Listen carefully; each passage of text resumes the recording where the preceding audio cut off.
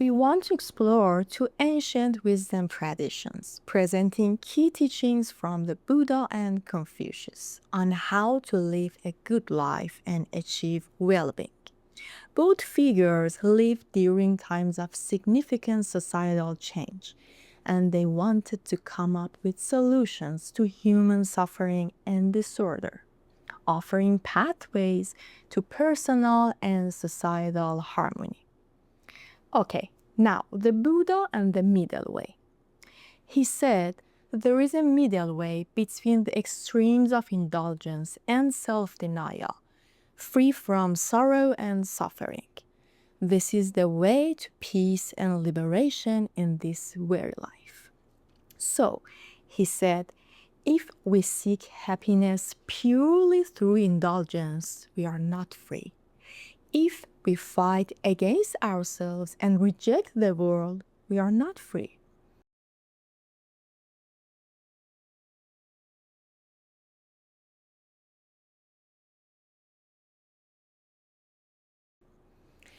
Siddhartha Gautama, known as the Buddha, and Buddha means the enlightened one, was born into royalty in Nepal around the 6th century BCE. His journey began with a life of luxury, but upon witnessing suffering like disease and old age, he left his comfortable existence at age 29 to seek a solution. And after extreme asceticism failed, he found enlightenment through meditation under the Bo tree, realizing that suffering could be and should be overcome. He then taught for 45 years, founding an order of monks, and his teaching evolved into the Buddhist tradition or Buddhism. The heart of the Buddha's message is encapsulated into the Four Noble Truths, which are presented like a medical diagnosis and remedy for suffering. The first one, the noble truth of suffering. The Buddha taught that suffering is inherent in existence. This includes birth, aging, death, sorrow, pain, and distress. It also arises from attachment to the unloved, separation from the loved, and not getting what one wants. In essence, the five aggregates of grasping, which are form, feeling, perception, mental formations, and consciousness, are suffering because they are impermanent and subject to change. The second one, the noble truth of origin of suffering.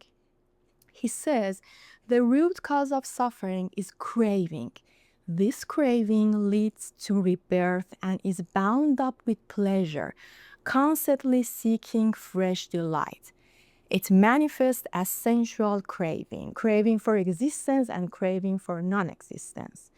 This craving arises wherever there is anything agreeable and pleasurable in the world, such as sights, sounds, smell, tastes, tangibles, and even mind objects. The third one, the noble truth of the cessation of suffering. Suffering can be ended by the complete fading away and extinction of this craving. This involves forsaking, abandoning, liberating oneself from, and detaching from craving. The fourth one, the noble truth of the way of practice leading to the cessation of suffering. The path to end suffering is the noble eightfold path. This path is also known as the middle way because it avoids the extreme of self-indulgence and severe austerity. It's usually divided into three core components: ethics, meditation, and wisdom.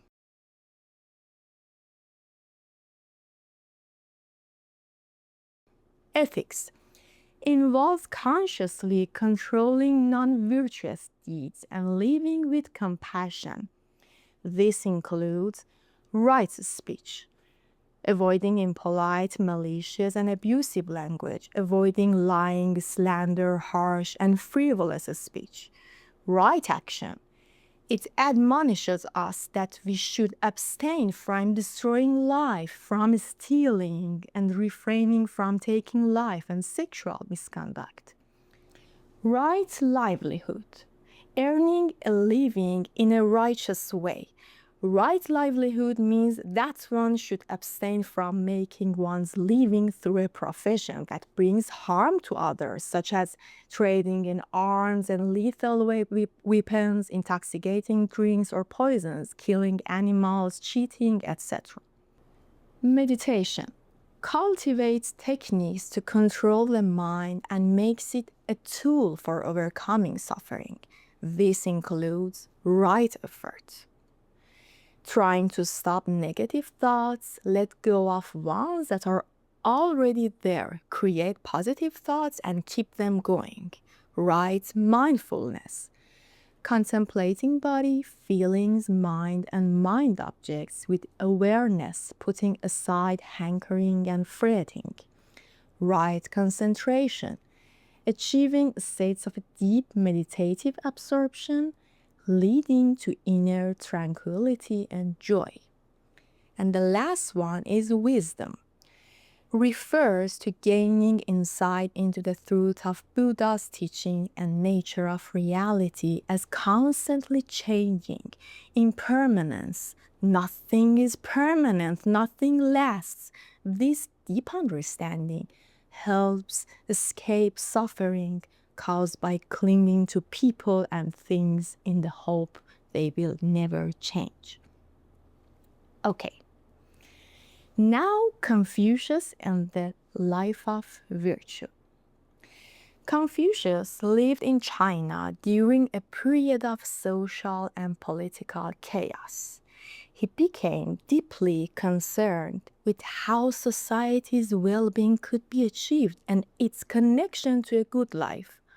Although he sought a government career, he became renowned as an educator, providing a humanistic education to people from all social classes.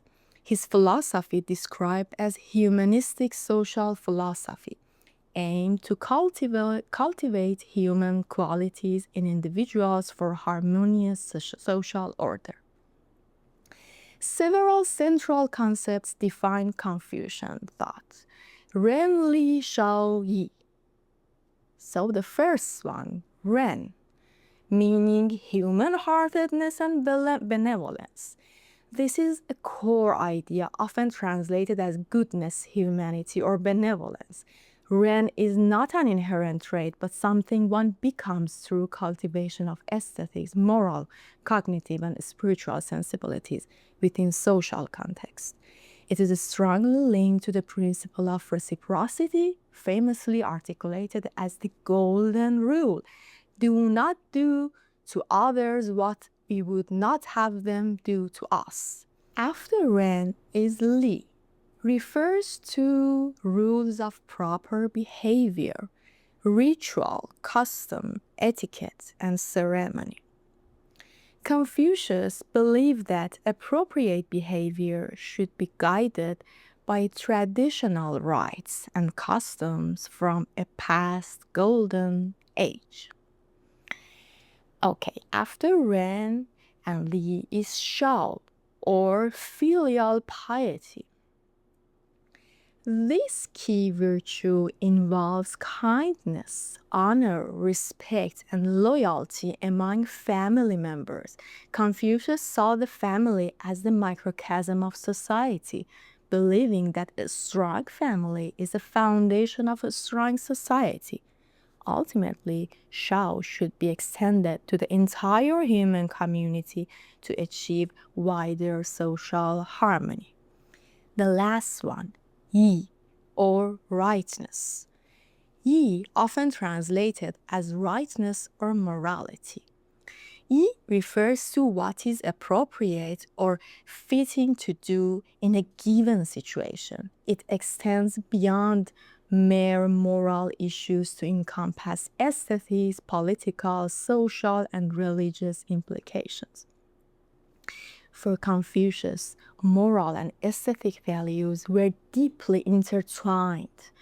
To call an action right was both a moral and an aesthetic judgment, implying that moral order is aesthetic order, and the good and the beautiful are one.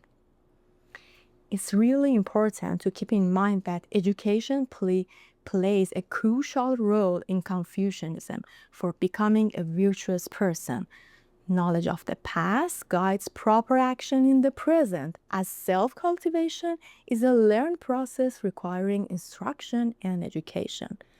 Confucian's teachings are largely found in the Analects, which is a collection of his sayings and dialogues compiled by his students, designed to stimulate reflection.